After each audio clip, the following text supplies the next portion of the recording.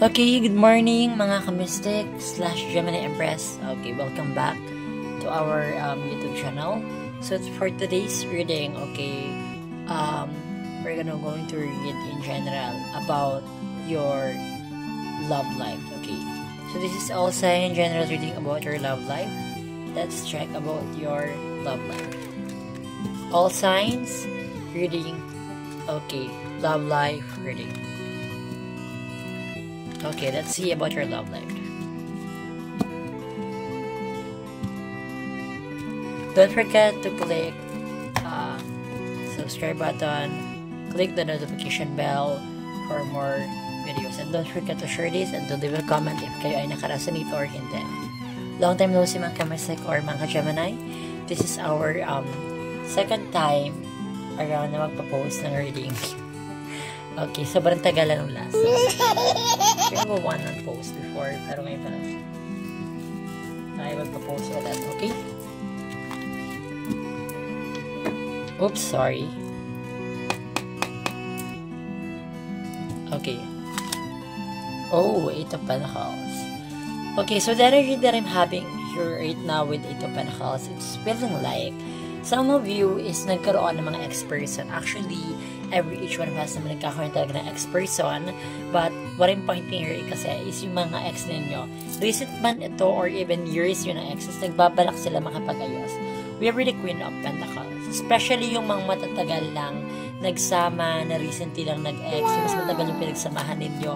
We also read the Ten of Swords, especially those people na nagkaroon ng sudden endings with their partner. I can see na ini-stalk kayo ng mga ex-partner ninyo because they're still planning to reach out on you at nagpaplano sila ng makapagbalikan sa iyo to offer their love again or a cup of love.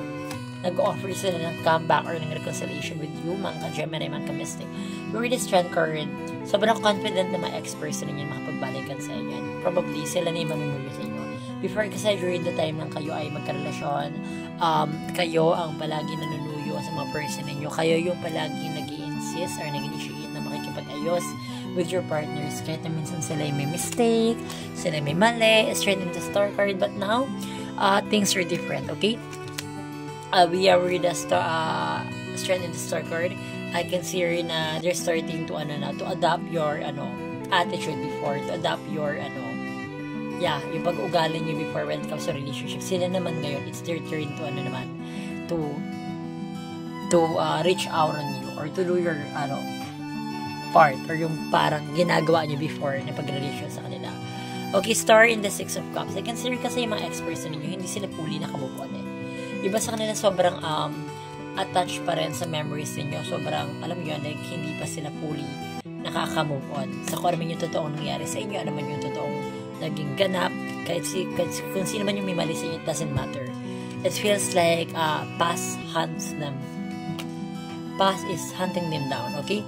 We also read the Tower card. Okay, nakikita ko dito na hindi rin naging maganda yung impact ng buhay nila by the time na nakapag-break sila sa inyo, sa'yo. Okay, if you're listening to me, if you're one of these people na nakaranas ng sudden breakup with your ex-person, hindi naging maganda. So now they're starting to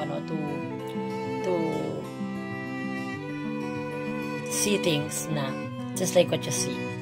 Just like what you no, I mean about that is unti-unti na rin sila naliliwanagan. Unti-unti na rin nila naiintindihan yung point mo before, yung pinaglalaban mo before, mga ka-mystic, mga ka-Gemini. We were the Three of Pentacles. In short, they already learned their lesson. Natutunan na nila yung pagkakamali nila and they're starting to accept it now because they don't want to do the same mistake twice. To you or to anyone or to anybody, if ever na magkaroon sila ng new person, we also read the Knight of Swords. By 1 to 3 months from now, starting on this February, before February ends, may mga ex-person po kayo na mag-reach out na through social media, through message, phone calls, or any digital communication.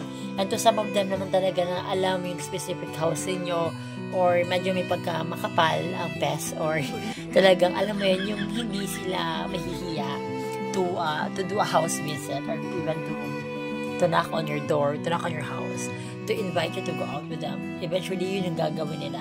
Kasi they feel and they think na mas effective yun compared sa through online pa nila kayo, kontakin ko, alam naman nila yung place place ninyo or place mo. 7 of Wands, mas magiging matapang talaga mga experts niyo by this month, by this time, by this year. They will be brave to fight for their feelings for you. They will be brave to get you back or to win you back. Diba? We are the full card. Talaga may mga magte-take na risks starting by this month of February. Okay, that is our short reading for all signs regarding about love life. For more readings, don't forget to share this live. I mean to share this video, sorry. Click the notification bell button and subscribe at the same time and leave a comment if you feel resonated on my short reading. So far, so good mga ka-Gemini. We're back. And hopefully, abangan nyo rin ang mga uploads natin dito. Both sides sa other social media or sa other social platforms ko. And aside from that, dito rin po sa ating YouTube and sa ating FB page. Okay? That's all. Thank you so much and God bless you all.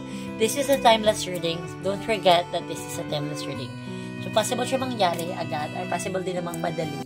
It depends or it's already happening na hindi ka lang aware kasi maybe hindi mo napanood yung video na to or hindi mo pa lang siya napapanood. Okay, so God bless you all and thank you so much for listening mga ka-Gemini and yeah, happy moments. I love you.